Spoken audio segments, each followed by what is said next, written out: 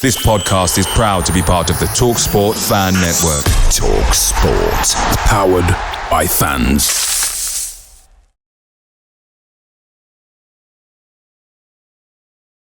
Just talking about the game on Tuesday and fast turnaround and all that. They come thick and fast and all the other cliches of this division. But I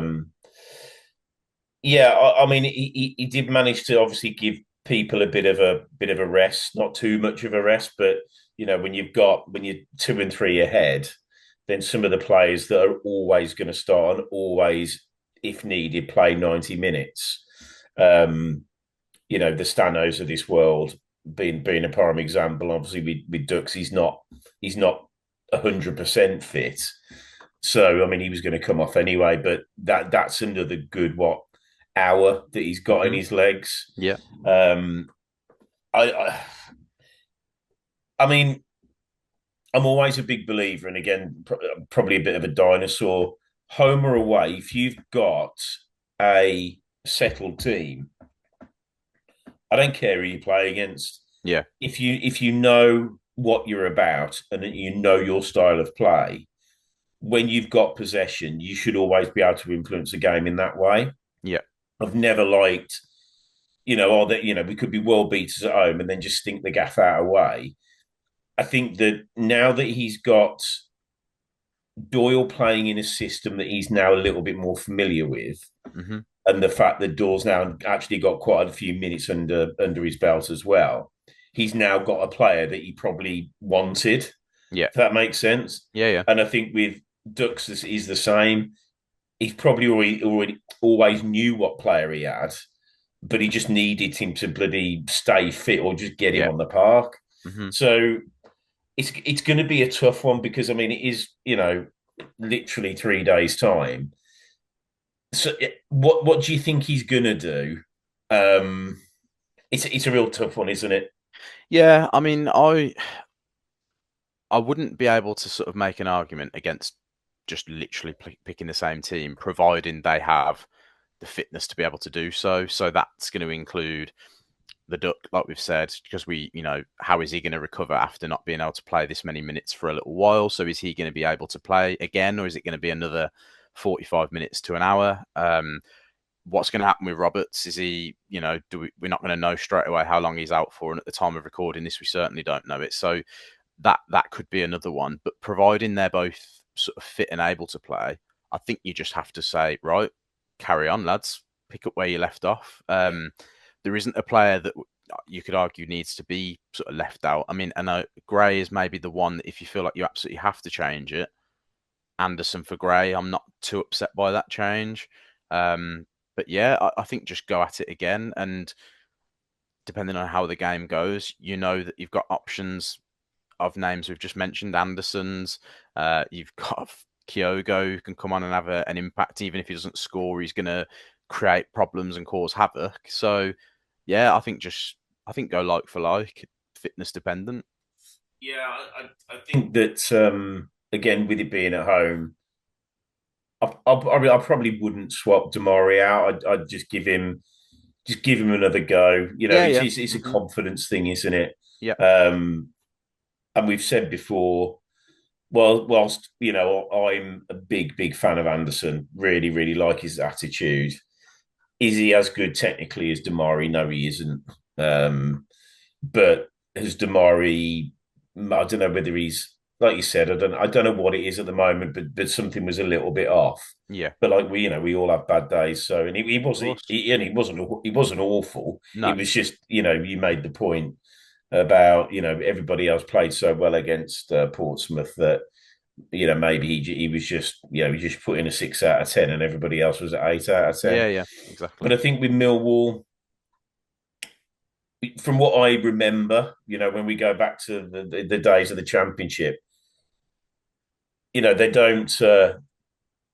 You've got to earn a victory against them. I think they're a different proposition away than they are at home. Correct.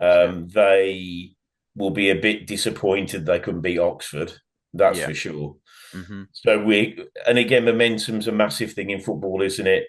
You go to Oxford and that's going to be, one of the probably few away games where if you've got aspirations of sort of 10th or higher, you've got to win some away games, and Oxford's Yeah. probably one of them. Hmm. And they were leading and then, got pegged back. So they're going to feel a bit sore about that. Yeah.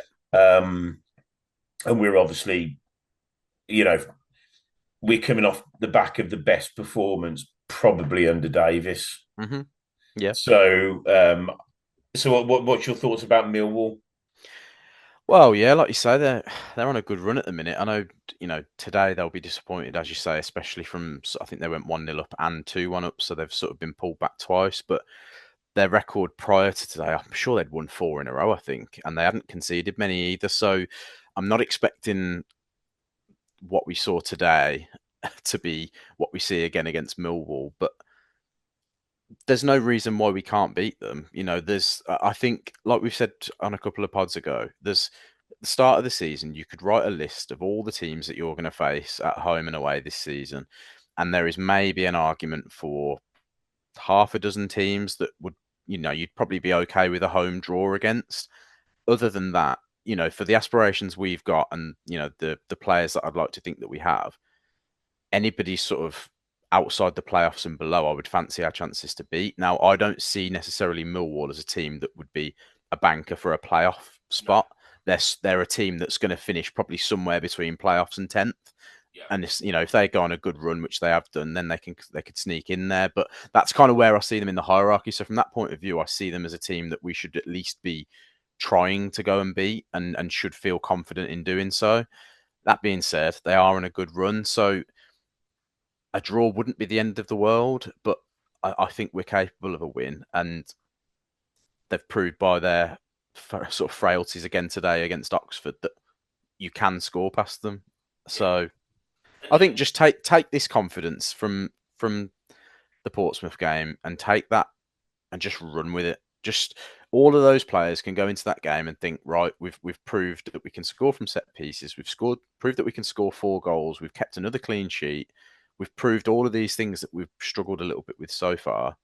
Let's just keep going, And this is the joy with the Championship, in that the games do come so thick and fast. That you can, should allow you to be able to just do that. They should be able to turn up to training probably on Monday and have a light session and be absolutely buzzing with what happened on Saturday, and then just carry that on another home game. It's nice to have 2 home games in a row as well, so they haven't got to worry about all the travel and all of that sort of stuff. They can just turn up, hopefully nice and fresh, and just kick on. That's what I'm hoping for, and there's no reason why they can't do it.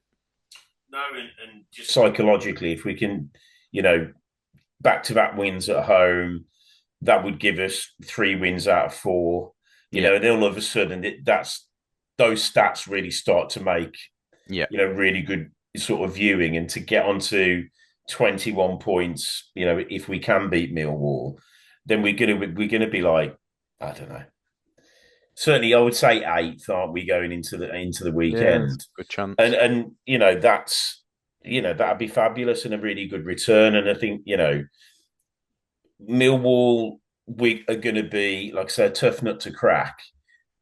But if we can just play with the same mentality that we had today, and just with the same positive outlook on the game about moving it quicker, always looking forward, making lots of runs and getting our the players that influence a game into the game, then I'd fancy us. But there has been, I don't know when it was, I don't even know it was under Davis, but there was there was definitely a fixture or a couple of fixtures where we absolutely battered somebody. We played really, really well, and it was a really quick turnaround. So I'll just play the same team again, and it just didn't have the same buzz. Just fell a bit flat. And it's unrealistic to think, oh God, we played amazing today, so we're going to smash everybody 4-0.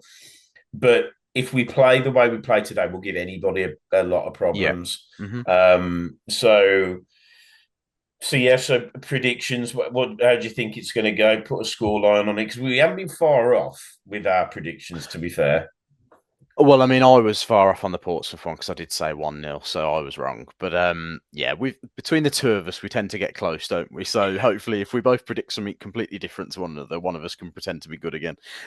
So I mean, look, they in terms of what they seem to score and concede, there tends to be a couple of goals, maybe either way. There's never going to be like a 4 or 5 goal thriller against Millwall. I don't see. I know they did against Oxford, but generally, when you look at their results, they're pretty close. There tends to be a goal or maybe two between them. So based on that, and I think they are going to come back fighting after sort of dropping points against Oxford. So I think it'd be like a two. I'm going to go 2-1 Blues. I think because I think we've shown that we're capable of scoring. We just have to make sure we go in with, like you said, the same mentality and just try and hit them early again. But they will, unlike Portsmouth, they will have the quality to cause us problems. So, and clean sheets in the Championship are hard to come by. So yeah, I think 2-1. I'll be happy with that. And I've got a feeling the Duck will get his first goal for us. Nice, nice.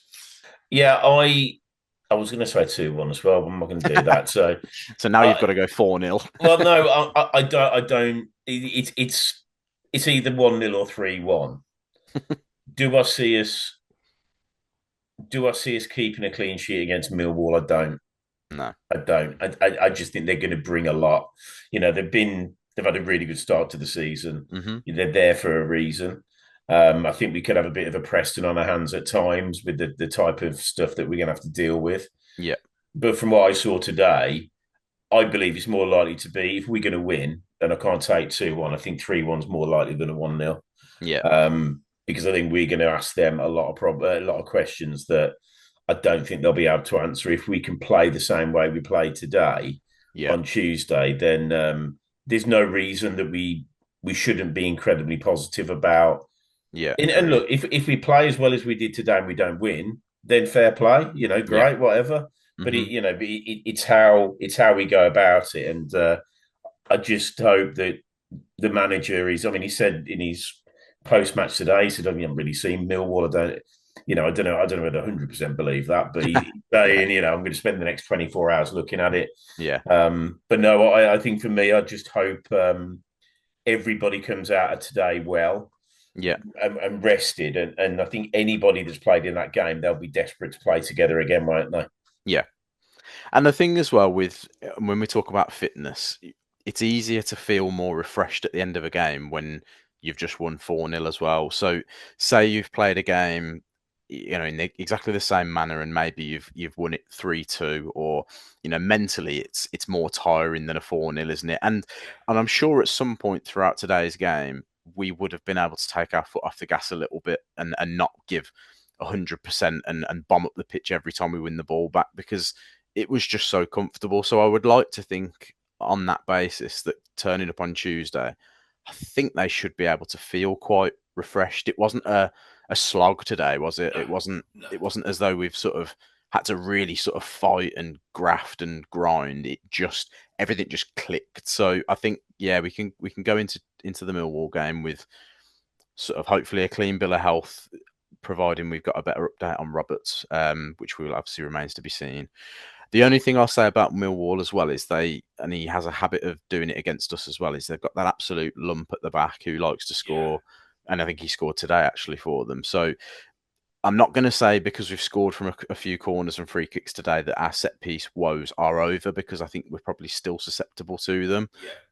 But more of the same, just try and be that little bit more sort of compact from defensive set pieces and just have a go from attacking them. We've got bigger players in the team these last few games, so we've got more of an option to be better and more efficient in both areas. So, but he's the concern for me, because I was just having a quick look at his record then. He gets a handful of goals every season because he's just. It was against Millwall. Somebody absolutely smashed him on top bins out the blue. Wouldn't surprise me if It it was was. him. It But was. And I think it was. I'm pretty sure it was towards the end. It was when Browett was manager when he came back. Anyway, we digress. But I do remember absolutely thinking that's just our luck. A centre half just absolutely slays one in from 25 yards. So yeah. So Anyway, so you're predicting 2-1. I'm going to predict 3-1. Thank you for your time, Sam. It was good to have a chat after so close after just a brilliant performance. We haven't had that for a while, have we? No, we haven't. But I'm sure we'll look back at this and say it was the first of many. I'm sure. No, agreed. Let's hope so. Right, thanks a lot, mate. Right, well, that's us done. We move on to Tuesday night. More of the same, please, everybody. I hope everybody enjoyed that. I know I certainly did. And look forward to the next one. So between now and then, keep right on.